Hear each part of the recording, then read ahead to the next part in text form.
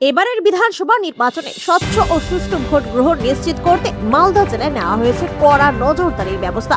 ভোটের দিন জেলার প্রতিটি ভোট গ্রহণ কেন্দ্রে বসানো সিসিটিভি ক্যামেরার মাধ্যমে চলবে সার্বক্ষণিক পর্যবেক্ষণ। এই নজরদারির জন্য মালদা জেলা প্রশাসনিক ভবনে আধুনিক কন্ট্রোল রুম খোলা হয়েছে। মঙ্গলবার সেই কন্ট্রোল রুম পরিদর্শন করে যাবতীয় প্রস্তুতি খতিয়ে দেখেন জেলাশাসক রাজেনবীর সিং কাপুর। তিনি জানান, এবারের নির্বাচনে কন্ট্রোল রুম থেকে সরাসরি জেলার সমস্ত বুথে নজরদারি চালানো হবে।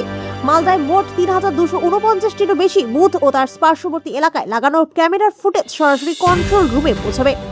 প্রতিটি বিধানসভার জন্য আলাদা করে কন্ট্রোল রুম তৈরি করা হয়েছে, যেখানে থাকবে 3টি করে মনিটর। প্রতিটি বিধানসভায় 6 জন করে মাইক্রো অবজারভার নিয়োজিত থাকবেন, যারা ক্যামেরার মাধ্যমে বুথগুলির উপর নজর রাখবেন।